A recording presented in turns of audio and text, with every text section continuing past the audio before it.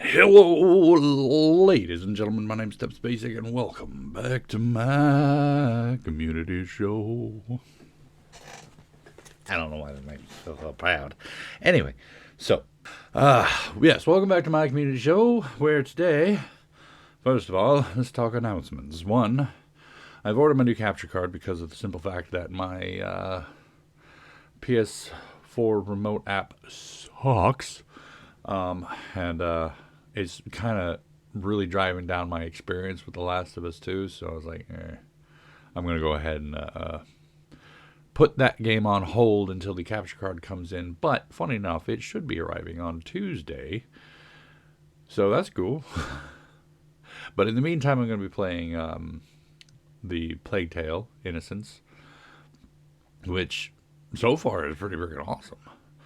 Additionally, sorry for this last week, I've just been feeling incredibly run down. I've been trying to get more content out for the week, but, feeling so exhausted I couldn't even edit more than one video.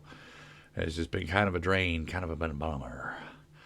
Good news is today, I've already got my highlights uploaded and scheduled for later, or earlier since you're watching this at 4, so, it's already gone up. But anyway, apart from all that, let's move on to the topic of today. Now, I mentioned in my last video that one of my favorite superpowers is invisibility. Now, I always thought that was kind of an interesting thing, lots of uses, as it were, and whatnot.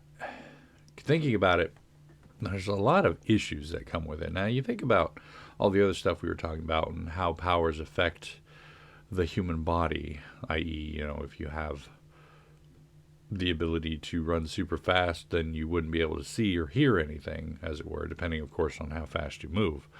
But at the same time, you need certain reflexes and whatnot to be able to move. And now let's think about invisibility. Now, when it comes to certain forms, bear in mind, I'm not a physicist. I'm not even really a scientist of any sort.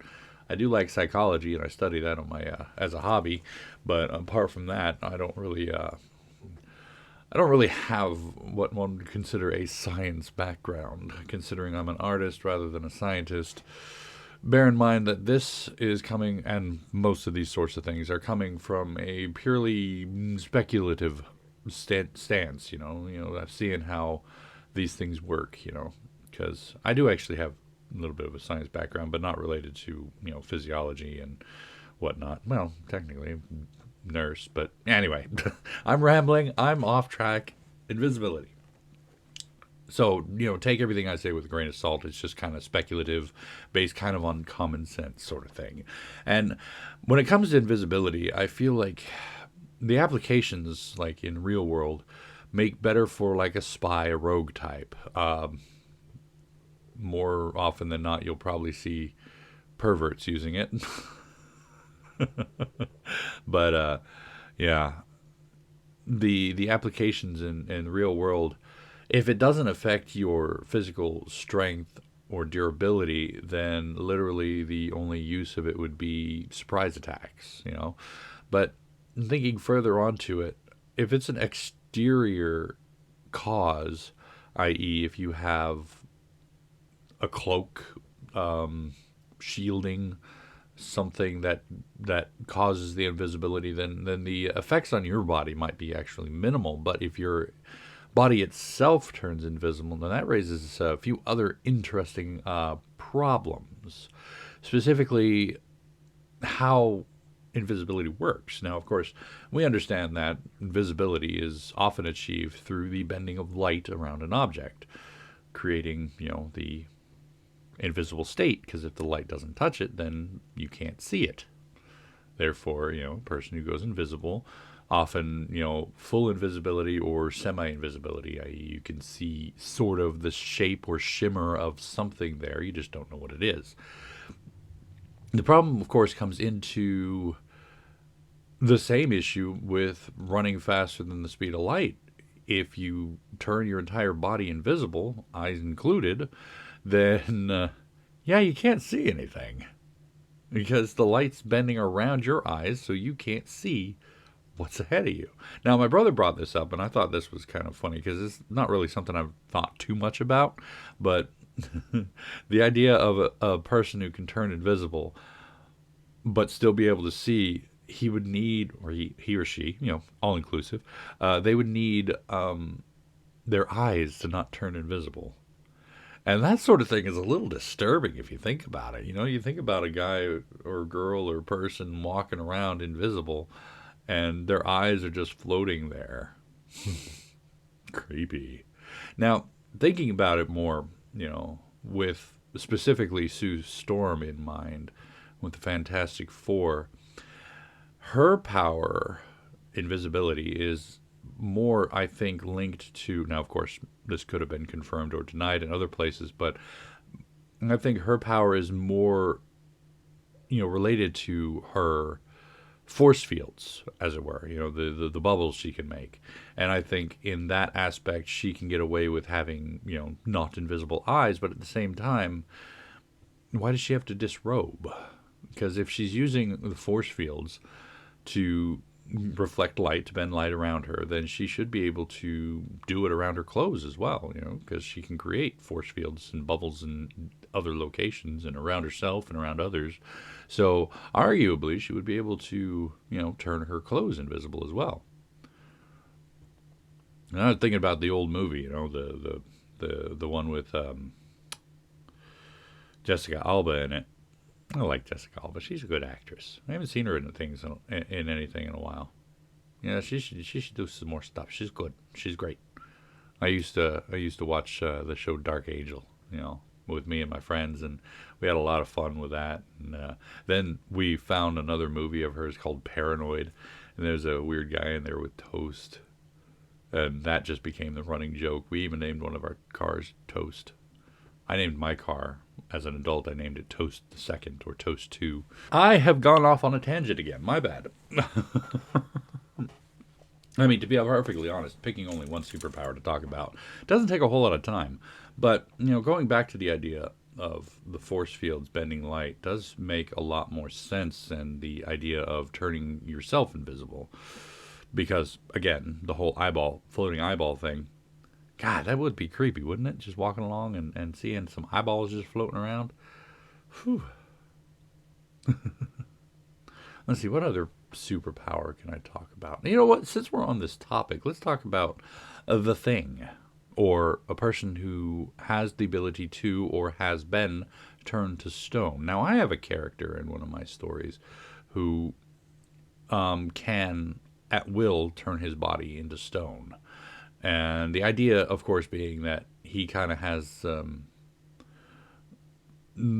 of a little bit of a manipulation over the minerals within his body to solidify them, but at the same time, he turns himself into a rock dude. And, of course, the same for people like Colossus, who can turn their skin into metal and whatnot. And It does kind of drive the question of what's happening on the inside. Now, a good example is actually Luke Cage, one of my favorite superheroes. Well, call him neutral hero, but he's pretty cool. Where his skin is impenetrable, but his body on the inside is normal. And you see things happen, like he gets shot and he feels it. It may bounce off his skin, but the stuff, the radiating waves on the inside, he can get concussions and he can bleed out on the inside, and you can't get to it because he's bleeding on the inside and his skin is impenetrable. So it's like, oh no. Now, going back, of course, to the rocks, the person who turns themselves into a rock. Now the Thing raises a lot of questions about how he's alive. And moving actually away from the first character I mentioned, I have another, like a race of characters in another book I'm working on, where they're essentially sentient golems. You can see light glowing around the edges of the rocks and whatnot within their body. The funny part about them is they're not essentially the rocks. The rocks are more of an exoskeleton for them, and the inside is a living lava monster, which is kind of neat. But like the rocks are his body. Like what is on the inside though? I imagine being made of stone, he would need stone organs. Heart, lungs, blood. But the blood is the part that raises the question. Like, blood is a highly essential part of his body, but how's it moving through a stone creature? Now, of course, going again back to my character, the whole sentient lava monster idea, I was thinking maybe with a stone golem like thing, you would need something like a lava or something to move through the body, because otherwise, you know, he's got nothing to oxygenate his body. It kind of ruins the whole idea of the thing when you start to try to apply science to the stone body. And if you try to have soft, squishy organs, every time he moves, the stones are going to grind those organs into a fine paste, and we don't want that.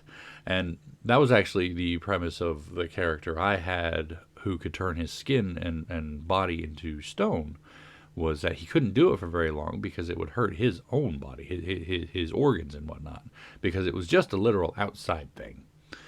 And any movement could tear something important and vital within his body, so he couldn't really do it.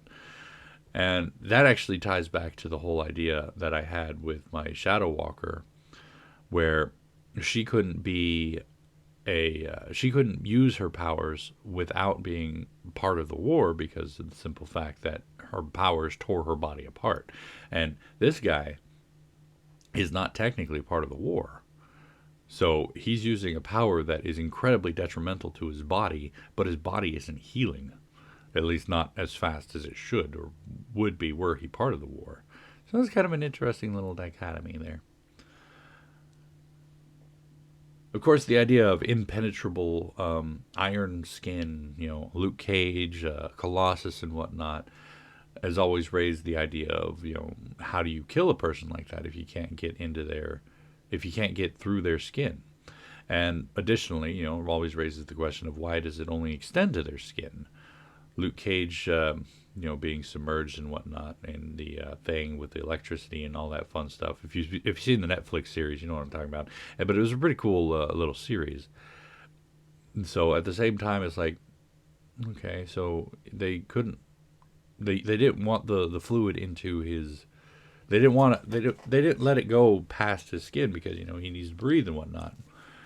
So of course, defeating a person like that is mostly just a matter of removing their oxygen or their ability to breathe, launch them into space, that sort of fun stuff. The thing of it is, though, like, being bulletproof is one thing, but getting hit with something causes shockwaves. I mean, you can take your finger, you can tap it on your chest, and you can feel it throughout your body. Getting shot with something, especially something that's going to make him go, is going to cause some damage on the inside, even if it's not going to be as severe because of the simple fact that the bullet didn't penetrate, that sort of thing. Anyway, sorry, I picked a topic today, and I figured I'd ramble on about it for a little bit, but apparently it wasn't a very long idea because, not a whole lot to talk about when it comes to invisibility, and then so I added on to it with the idea of, the rock skin, rock type, and impenetrable skin. But at the same time, that still didn't take very long. But anyway, I'm not really feeling good today anyway, so being exhausted and tired this whole week has not stopped yet. Hopefully next week I'll be feeling better. Yeah,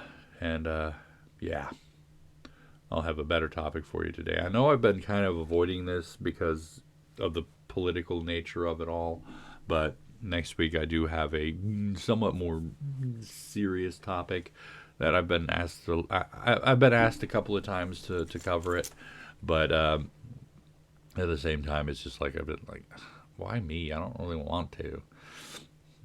Mostly just friends and whatnot saying, hey, what do you think about this? I'm like, all right, whatever. So it's like, what the heck. Everybody gets one, right?